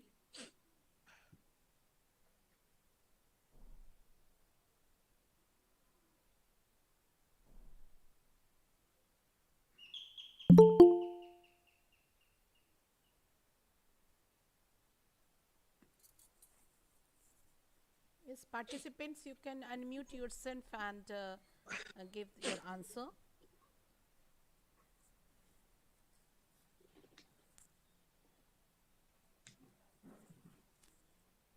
Anybody willing to answer? Hello. Yes. Yeah, this is Pooja Bhakchandani. I'm from Bhopal. I'm a certified life coach and a positive mind trainer. Okay. So it is a wonderful session which we are attending. Now I come to answer the question, sir. And in my understanding, I feel that the mitigation part, when we are living in a COVID contained area and we have to move out, so the mitigation is what we can do to be least exposed to the surroundings, doing our best with maintaining social distance, Okay. and whomever, wherever we are going, after that and before that, using a sanitizer Okay. and covering a mask, which are the major norms we have to follow. So this will help us in a way to, uh, in a limited way to, it will limit our risk to that exposure. Okay. So washing hands or using the sanitizer and wearing face mask, you mean? Okay. And distancing, yeah, the major norms. These are mitigation. Fine. Because this is, yeah, Okay. as per my knowledge. Yeah, Thank you perfect. so much. Perfect. Yeah. Anybody would like to add? Anybody?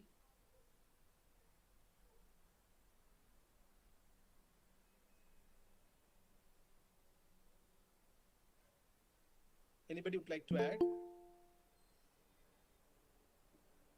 Okay.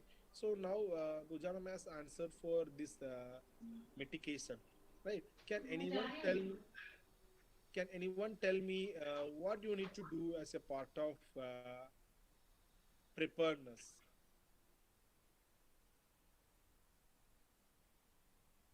As a part of preparedness, what you will do?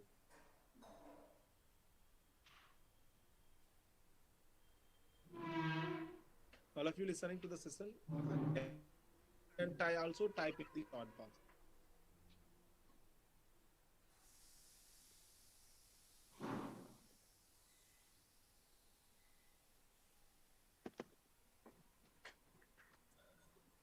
What you will do for the preparedness?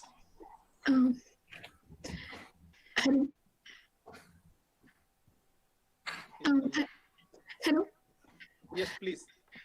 So my name is Lokeshwari, and I'm a practicing lawyer from Andhra Pradesh. Okay. So according to me, preparing to face this COVID-19 situation is like the quarantine center and sending people to quarantines, organizing the red zones. Okay. So these are the preparedness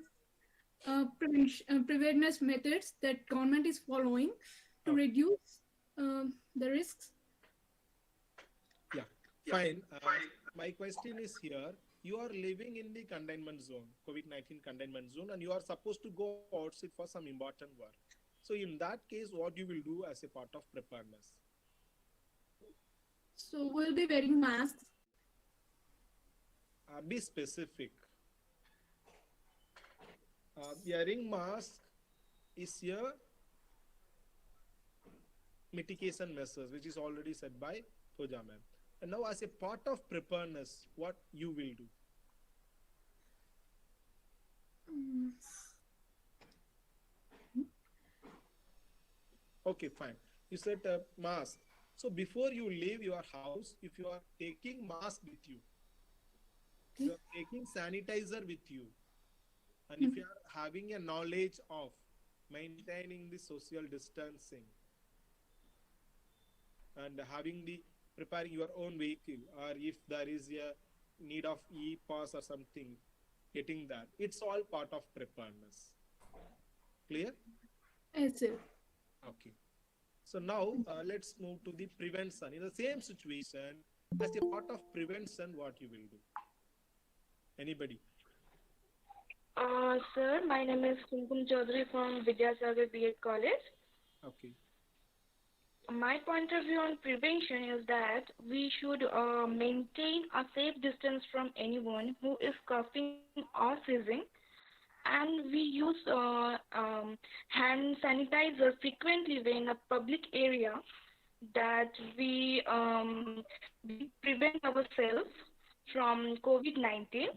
And if we not wash your hand in a public area, and we should use hand sanitizer, and we always wearing a mask in a proper way, and make a distance from the people if we can.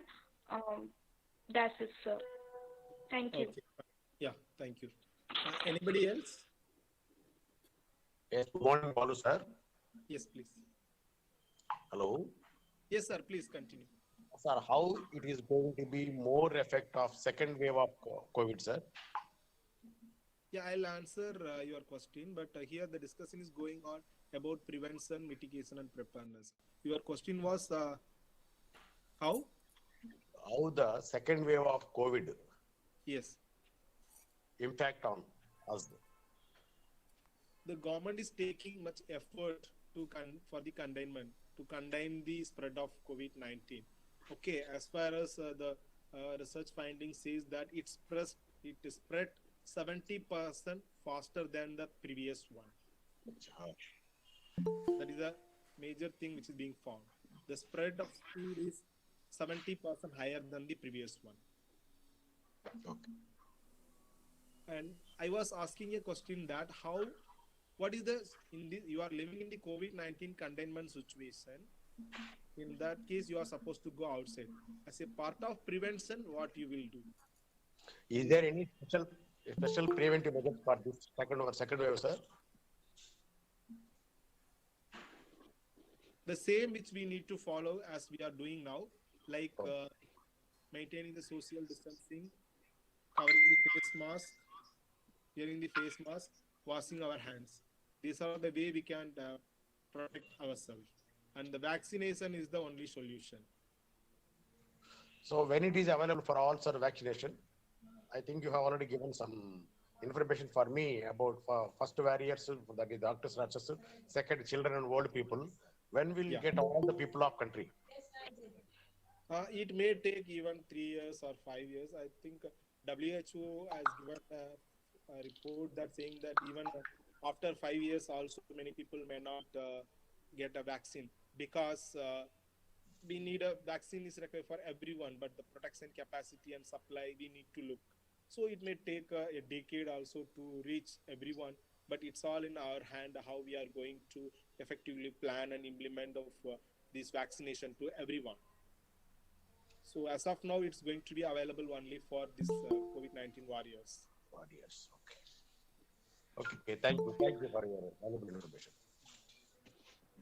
So we were discussing about prevention, mitigation, and preparedness. We got answer for mitigation and preparedness. As a part of prevention, it's better your brain and avoid the work or do it your work over the phone. And also following the guidelines given, like maintaining the social distance and covering the face mask, which will only help you to prevent you from COVID-19. How long can we do like this, sir? Up to vaccination? See, it's a prevention measure, and we are not saying everyone to be always in the home. So even if you are going on outside, follow these all guidelines given.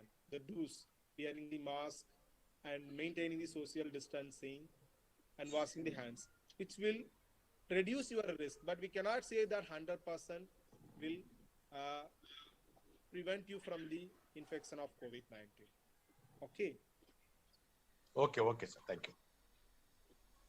Thank you, Balu, We sir. are discussing the difference between, we are trying to understand what is prevention, mitigation, and preparedness, right? So if you are living in the COVID-19 containment zone, or we'll now take some other example. Like, for example, you are living in the flood area, flood prone area.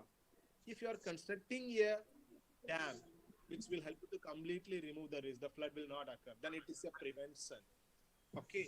And if you are having a boat or life jacket, and this will help you to reduce your risk. Even if the flood occurs, you can evacuate yourself and you can move to the safer place. It's a mitigation measures. And even if you want to as a part of preparedness, you should know about what are the do's and during flood situation. And you also need to have a uh, knowledge of do's and don'ts during COVID-19, and you also need to prepare yourself with all the emergency kits, and you also need to have emergency contact numbers. It's all part of preparedness. Fine. So I hope you all understand all these three important concepts. Now move to another aspects. Response. The response is actions taken directly before, during, or immediately after a disaster in order to save the life and reduce the health impact to ensure the public safety. So the response is what are the activities or actions which you are taking, maybe before disaster or during or after disaster. If the activity is directly related to saving the life or reducing the health impact, then take a response. For example, we are giving the early warning. So when the cyclone form, the IMD department is giving the Indian Meteorological Department is giving the full forecast where it travels and when it will landfall, and they're giving the red alert. It's all part of response, which will help us to save the life. And also evacuation. And the people struck somewhere, and the team, rescue team, NDRF or STRF, they are going and rescuing. They are saving the life. It's all part of response. Okay. So any activities which we are doing in order to save the life and reduce the impact or injury, then it is a response. And the next term is rehabilitation. The restoration of basic services and facilities for the functions of the community or society affected by the disaster. The restoration of basic services and facilities. Take an example of cyclone situation. So after cyclone landfalls, all the like electricity or communication and the roads were also being blocked. So restoring all these basic facilities, basic services for the functions of the community is the rehabilitation. Okay. Response is just to activities which we are doing to save the life, and the rehabilitation is to restore the basic services for the smooth functions of the community. Like cutting the trees, providing electric connections. Okay, like providing some temporary generator for ensuring the communication facilities, right? So recovery is restoring or improving of livelihood health as well as economic, physical, and social, cultural, and environmental assets. It is also related with rehabilitation, but recovery is improving the livelihood, all the aspects. Like if the people have lost their crop, or if the people have lost their livelihoods or livestocks, and providing alternative to them. The people got some injury, then providing some health support. So restoring and improving of livelihoods, health, economic, physical, and social aspect is a recovery. And basically it's a build back better situation. The reconstruction is medium and long term and rebuilding and sustainable restoration of resilient critical infrastructure services, housing, and other cities. For example, reconstruction is like an earthquake, the people have lost their houses, or in a flood or in a cyclone, the people have lost their houses. So building sustainable houses is reconstruction activity. It is a medium as well as sometimes we need to provide the temporary shelters, right? The providing temporary shelters and all will come under the recovery. And here when we provide the sustainable houses, means even if when the earthquake occurs again or when the cyclone comes, the houses should not be damaged. Then it's a reconstruction activity. So now we are in the last term which we are going to discuss. The resilience. It refers to the ability of individuals, communities, and systems to be resistant to shocks and stresses brought about by natural hazards. It refers to the ability of individuals. I can say that Odisha is one of the resilient state when every year they may face 2-3 cyclone, but within 2-3 days immediately their life is become normal. They could able to run their routine life.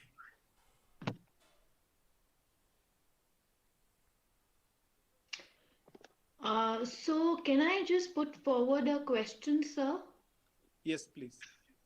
How do you explain this resilience and reconstruction with the point of view of the subject we are talking, that is child-centric disaster?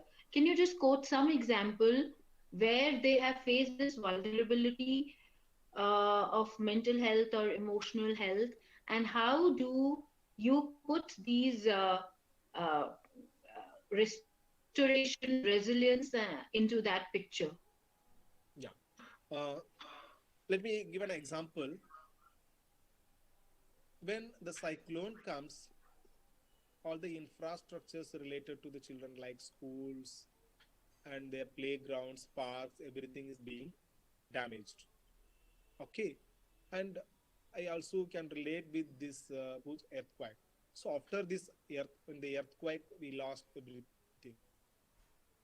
But when we do a reconstruction, when we are building better infrastructure, even when this again, if we face the side buildings should not be damaged. So we came with the earthquake resistant buildings and schools. It's a reconstruction and activity. At the same time, we also construct the earthquake resistant schools, which also save the children's life if earthquake occurs.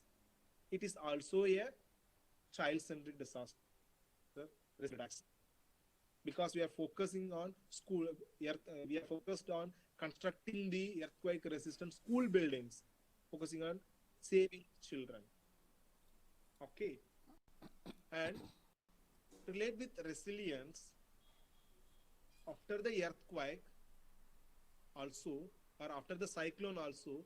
If the children could able to go to their school, immediately within 1 or 2 days,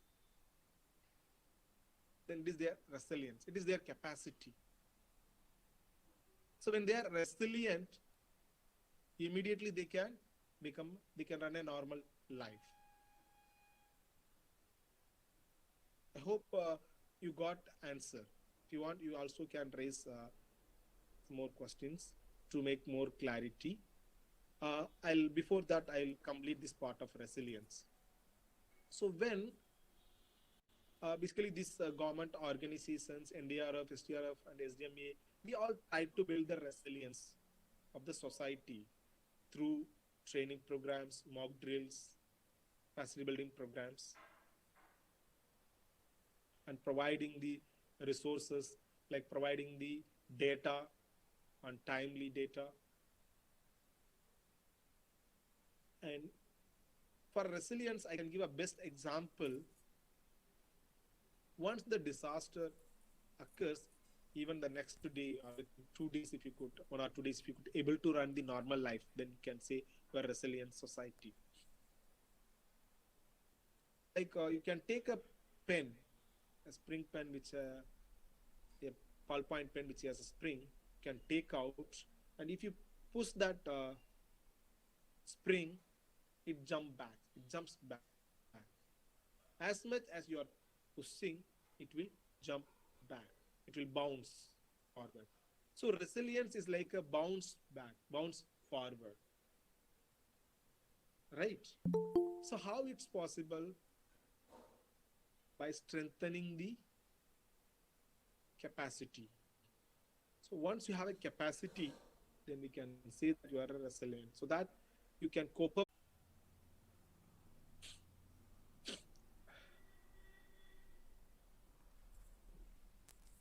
Yes, Pooja. If any question in chat box, please read out. Yes, yes, ma'am. Yes, ma'am.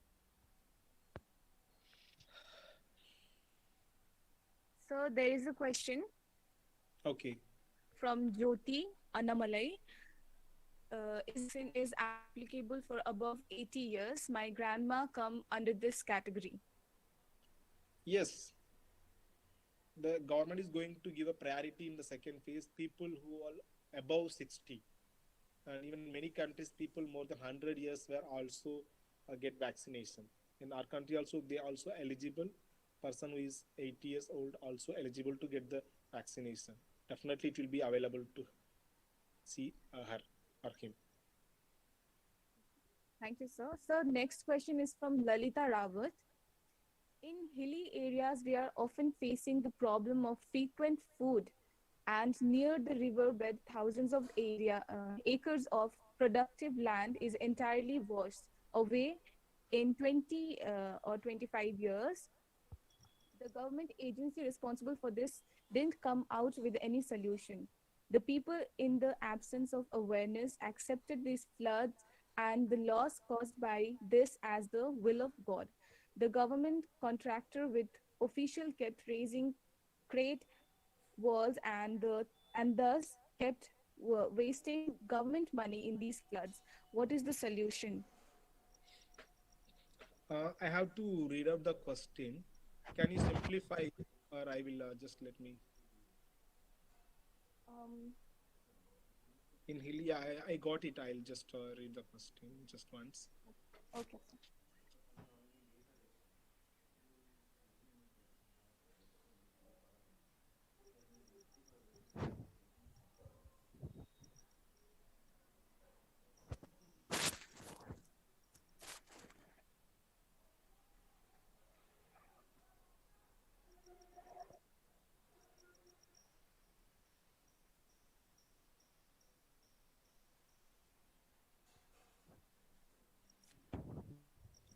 Uh, it is a case, I cannot give a direct solution to this. It's better to approach the district disaster management authority chairman, a district collector. The people from that particular area, please approach the DDM, district disaster management authority, and definitely they will provide the solution. Because being the person, I cannot give a direct solution what you have to do exactly, and they are the people to solve this issue. Excuse me, Yes. sir. Yes, ma'am, please. Excuse one question from the chat box of YouTube. Can we improve our resilience by taking supplements? Yes, of course, definitely. You can improve your immune system and resilience through taking the supplement foods and yeah, of course you can do it. Thank you, sir. So next question is from Kumkum Chaudhary. How can we relate resilience with COVID-19? Here, resilience with COVID-19, all the resources which you are having is also a resilience for you, which will help you to cope up. And also the immune system. Okay, and you need to take a lot of nutritional food. And there are a lot of traditional medicines were being suggested by Ayurvedic. That also, if you are taking, that will also help you to improve your, strengthen your resilience. Yeah. Thank you, sir. Okay, you can ask questions, participants. Any questions you also can directly ask. Yes, sir, I would like to put forward a question. So I felt like we are discussing the resilience. I felt like it's more like the physical one, but when people experiences this kind of hazards and things, they'll also feel some psychological trauma. How they can bounce back and how they can cope up with the psychological trauma. Yeah, thank you. In this the case, third day we are having a special session on mental health issues in the children in disaster affected area. Ms. Namrata Sharma will take a special session on that, and you will have a lot of answers. You'll have a lot of ideas for your questions. And here I would like to give to cope up with this psychological drama. The psychologist always suggest go for a meditation, right? That is the best way they suggest. And in case of children, they require a parental care and support, where the children were also being facing such kind of psychological drama, then they need a support from their parents. And so definitely Ms. Namrata Sharma will take a special session on that, and you will get from that session.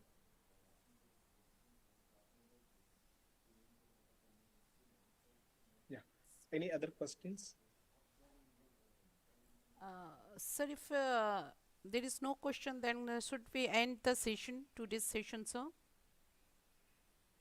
Yes, ma'am. You can end up the today's session, and I request you to instruct all the participants to join tomorrow program on time. May I know how many people are in the YouTube live stream? I think so, around 100. Okay, fine. Yeah. Fine. That's fine, ma'am. So Yeah. ensure maximum number of participants. Yeah. Okay, we'll discuss this later. Yes, ma'am. Please, Yes, you sir. can. Sir, I would just request you once to kindly brush all the slides so that we have a sharp understanding of the process, what you took us from beginning to end in just 1 minute. Yeah, we will share all the PPTs in the WhatsApp group. Is it okay for you? Yes, Okay, sir. no problem, sir. No problem. I was just thinking that it will revise before we end the session. It will revise whatever we've gone through. Thank you. No. If you want, we can show it. Otherwise, we'll share all the PPTs. Sir, it is better if you share your PPT in WhatsApp group, sir. It is beneficial for everyone, Yeah. sir. Yeah. Because due to time constraints, we have to wind up today's session. Yes, Pooja, please give vote of thanks. It is perfectly okay, ma'am. It is perfectly okay. Thank you. Okay, ma'am. Yes, Pooja, please give the vote of thanks. So, yes, ma'am. As all the things come to an end in life, so is the training session. On behalf of Vidyasagar College of Education and National Institute of Disaster Management, I take this opportunity to propose vote of thanks to those who have directly or indirectly contributed by giving your valuable time to this first day of this training session of child-centric disaster risk reduction. A special thanks to the resource person, Dr. Balu sir, for we are really enlightened with your knowledge and presence. A special thanks to Dr. Savita Mishra ma'am and Jayashree ma'am for your cooperation and organizing committee. Our um, our heartfelt thanks to the dear participants for your active participation. With this, we come to an end of today's training. Thank you, everyone. Yeah. Yes, thank you, Thank Pooja. you, ma'am. Yeah, Thank you, sir. thank you, sir. Thank you, Santosh sir, if you are here. Thank you so much, sir, for your support and cooperation, sir. Thank you. And Thank you. and thank you, Santosh sir is there? Yeah, Santosh sir, are you here, sir? A few minutes I have seen, sir. Thank you, Pooja. Thank you so much, sir. Okay, thank you. Thank you. What time? Time, sir, 11 o'clock. Please join 10 minutes before. Same joining link. And 11 to 1 p.m. Okay, More thank you. to see all of you here, sir. And please join tomorrow and day after tomorrow. Day after tomorrow, we will share the feedback link on the chat box in both Google Meet and the YouTube link for the certification. And thank you so much, everyone, each and every participants for making today's session successful. Thank you so much. And just one information that more than 1100 participants had registered for this training program, but maybe that due to technical glitches, or maybe they are some important program, so they have not joined. Maybe they will join tomorrow or day after tomorrow. So again, thank you so much, everyone. Yes, and Balu sir, thank you so much, sir, for your support and cooperation, sir. You are wonderful presenter, Yeah, sir. thank you, ma'am. Wonderful presenter, sir. That very good presentation. Very good presentation. Very knowledgeable. We need this today. That COVID situation. You need this information. Yes, thank you so much. Thank you, ma'am. Thank you.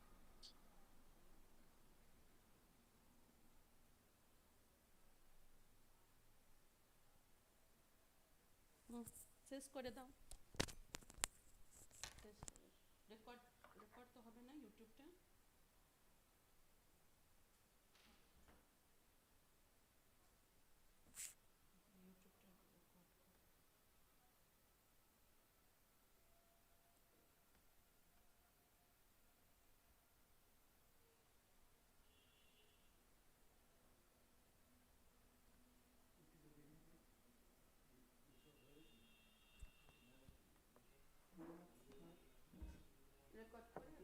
Record করে বন্ধ করে দাও। Ma'am ওই ফটোগুলো আপনার ইস্যুতে